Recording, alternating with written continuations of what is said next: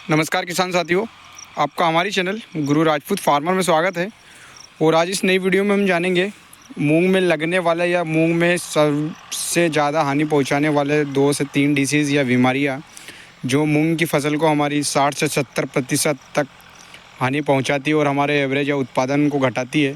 तो इन बीमारियों के कंट्रोल के लिए हम कौन कौन सी दवाइयाँ डालेंगे और यह कौन सी बीमारियाँ हैं जो सबसे ज़्यादा हमारी फसल को हानि पहुँचाती है और कितना नुकसान होता है, तो इसकी बात करेंगे। तो अभी हम सर्वप्रथम करते हैं, जैसे मैं आपको हमारे प्लॉट में दिखाता हूँ। यहाँ पर जो एक पीला या पीले पत्ते वाला गोड़ है जो YVM या येलो मोजेक का है, इस प्रकार से जैसे आपको दिख रहा होगा। तो आपके प्लॉट में अगर कहीं कहीं से या कोई सा पौधा हो इस प्रकार से, तो आप इस पौधे को उखाड़ कर निकाल दें और मेड़ पर दूर फेंक दें और इस येलो मोजेक से अपने प्लाट को बचा के रखें, क्योंकि यह येलो मोजेक जब आ जाता है तो पूरे प्लाट को या पूरी मूंग की फसल को चौपट कर सकता है।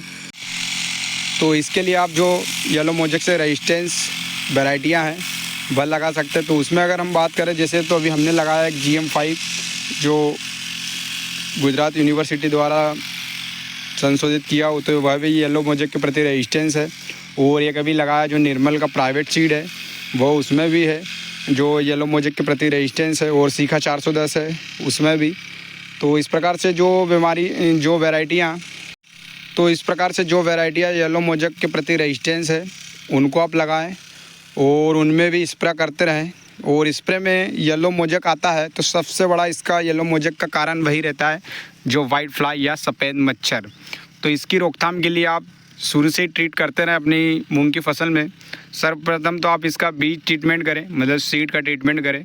तो उसमें आप थामोथाक्साम वगैरह वाला जो कॉम्बिनेशन होता है या कार्बेंडाजिम या मैनकोजेब वाला, तो उससे आप अपनी फसल में बीज उपचार करें। बीज उपचार करने के बाद आप जब भी स्प्रे कर रहे हैं खरपतवार नाशक दवाई को छोड़कर जितने भी आप इंसेक्टिसाइड में इल्लियों को मारने के लिए जो स्प्रे करते हैं, तो उसमें हमेशा आप सभी स्प्रे में जो मच्छरों को मारने के लिए या एफिड जेफिड्स और मिलीबग वगैरह के लिए आप जैसे इसमें दवाइयाँ डालते रहेंगे, तो आपकी फसल में शुरू से ही ट्रीट करते रहेंगे तो आपकी फसल में कोई भी प्रकार की बीमारी नहीं आएगी, खासकर येलो मोजेक। तो येलो मोजेक को कंट्रोल करने के लिए आप इमिडामिप्रिड ले सकते हैं या थामोथाक्साम WG फार्मूलेशन वाला भी ले सकते हैं, या आप थामोथाक्साम जो लिक्विड वाला होता है FS फार्मूलेशन वाला वह भी ले सकते हैं। और जब फूल की अवस्था आ जाती है उससे पहले आप एसीफेट या एसिटामिप्रिड भी डालेंगे तो भी आप वाइट फ्लाई को कंट्रोल कर सकते हैं। और वाइफेंथ्रिन को डालेंगे तो भी आप वाइट फ्लाई को या सफ़ेद मच्छर को कंट्रोल कर सकते हो। तो इस प्रकार से आप हर स्प्रे में जैसे प्रॉपरली या अच्छे तरीके से मैनेजमेंट करके और आप दवाई जैसे डालेंगे और वाइट फ्लाई को कंट्रोल रखेंगे, तो आपके प्लॉट में गारंटी के साथ मैं बोल सकता हूँ कि आपके प्लॉट में पीला मोजेक या येलो मोजेक बिल्कुल भी नहीं दिखाएगा। तो सर्वप्रथम सबसे मूंग की फसल में हानि पहुंचाने वाली सबसे बड़ी समस्या तो यही थी जो येलो मोजेक के बारे में मैंने आपको बताया। सेकंड में अगर हम बात करें तो मैं हमारे प्लॉट में भी आपको कहीं पे ढूंढ के दिखाता हूँ और उसके बाद बात करेंगे हम। तो हम करेंगे बात पाउडर मिल्ड्यू की। तो पाउडरी मिल्ड्यू भी आपको हमारे प्लॉट में नहीं दिखेगी क्योंकि हमने उसके लिए भी ट्रीटमेंट किया है। और जैसे अभी मैं आपको दिखा सकता हूँ कि यहाँ पर भी कहीं नहीं है, लेकिन ढूंढना पड़ रहा है मुझे। तो इस प्रकार से कोई सी पत्ती या लीफ पर दिखेगा और वो भी हल्का फुल्का।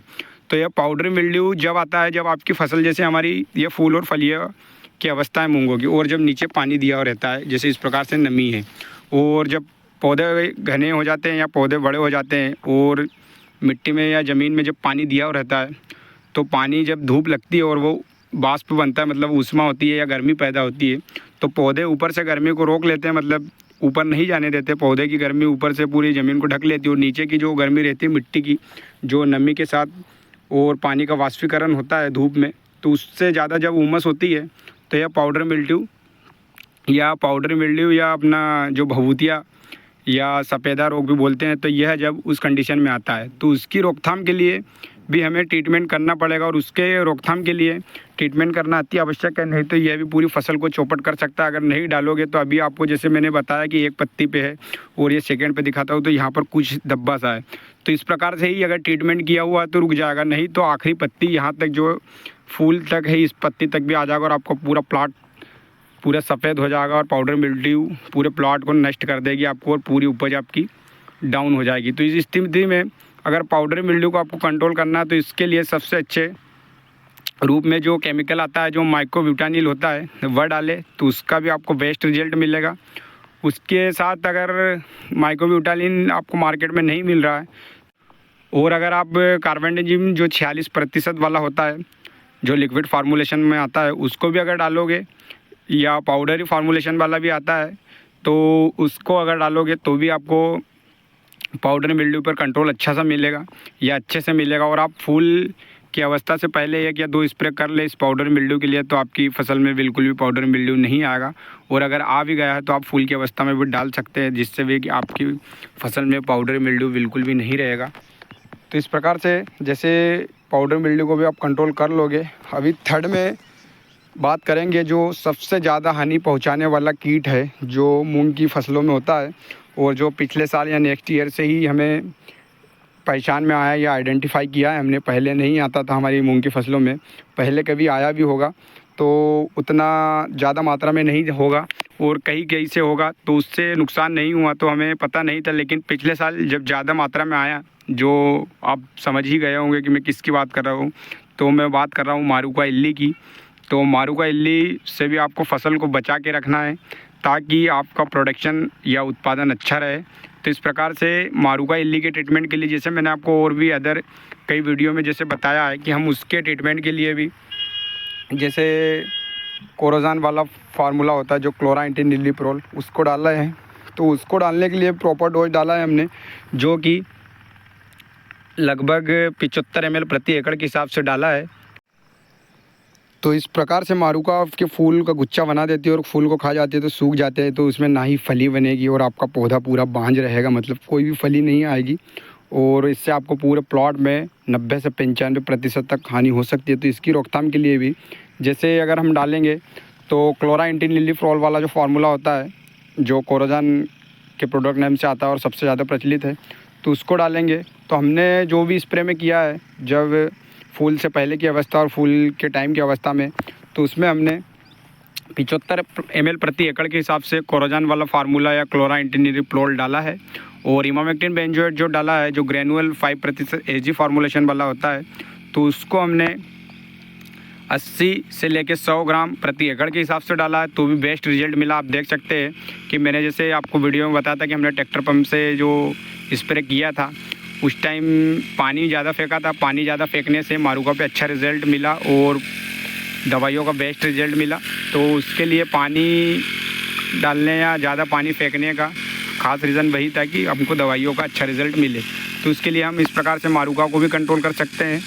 और फिर सेकंड दवाई की अगर बात करें तो अभी BSF का जो आ रहा है, एक्सपोनस नाम से जो प्रोडक्ट नेम है, और केमिकल का मुझे उतना ध्यान नहीं है, लेकिन मैं आपको पिक डाल के दिखा दूंगा तो आप देख लेना कि उसमें क्या केमिकल है। तो उससे भी कंपनी बोल रही है, लेवल क्लेम करके बता रही है कि ये हमारी दवाई है, इससे भी मारुका विट्राटा या मारुका इल्ली है उसका कंट्रोल मिलेगा। लेकिन थोड़ी सी वो कॉस्टली पड़ रही है हमें, 800 से 900 रुपये प्रति एकड़ के हिसाब से पड़ रही है, इसलिए हम उसको डालना थोड़ा सा कठिन लग रहा है या हमारी लाख बढ़ जाएगी। तो उससे हर कोई किसान नहीं डाल सकता था, लेकिन इमामेक्टिन और क्लोराइंटिनिलिप्रोल वाला फार्मूलेशन से हमें बेस्ट रिजल्ट मिला, तो आप उसको डालें तो भी सही रहेगा। और फिर अभी डेलीगेट वाला फार्मूला होता है जैसे कि स्पाइनोटोरम, उस पर भी कंपनी क्लेम करके बता रही है या बोल रही है कि हमारी इस दवाई को डालो तो आपको रिज़ल्ट बेस्ट मिलेगा। तो आप डालना हो तो आपको वो भी थोड़ा सा महंगा पड़ेगा या कॉस्टली। तो अगर आपको डालना है तो डाल के देख लें, या अदर प्लॉट में या कुछ रकबे या कम हिस्से में आप क्लोराइंटिनिलिप्रोल और इमामेक्टिन वाला कॉम्बिनेशन डालें। और अगर आपको BSF का एक्सपोनस डालना है तो उसको अलग प्लॉट में डालें। आपको स्पाइनोटोरम या डेलीगेट डालना है तो वह अलग या अदर प्लॉट में डालें। और आपको जितना अच्छा जिसका बेस्ट रिजल्ट और लंबे समय तक मिले आप उसको भी डाल सकते हैं, लेकिन थोड़ी सी दवाइयों की कॉस्ट बढ़ जाएगी, तो इसके हिसाब से आप डाल सकते हैं। तो मैंने आपको जो 3 डिसीज़ या बीमारियां थी, जो सर्वप्रथम में हमने बात की येलो मोजेक की, सेकंड में की पाउडर मिल्ड्यू की, और थर्ड में की मारुका विट्राटा की। तो इन तीनों से मूंग की फसल को सबसे ज़्यादा हानि होती है और मैंने इन तीनों कीटों के बारे में या तीनों डिसीज़ के बारे में आपको बताया है। और इनकी रोकथाम के लिए बताया है। और तीनों जो बीमारियां बताई है मैंने आपको या डिसीज़, वह अलग अलग है। एक तो जो मच्छर के लिए होता है येलो मोजक, और फिर पाउडर मिल्ड्यू एक फफूंद हो गया तो उसको ख़त्म करना है हमें। और ये इंसेक्टिसाइड के रूप में जैसे हमने मारुका विट्राटा की बात करें, तो इन तीनों का बताया मैंने आपको, तीनों को कंट्रोल के बारे में बताया इस वीडियो में। और अगर आप सभी किसान भाइयों को वीडियो पसंद आई हो तो वीडियो को लाइक कर दे, चैनल को सब्सक्राइब कर दे। जय जवान जय किसान। वीडियो देखने के लिए धन्यवाद।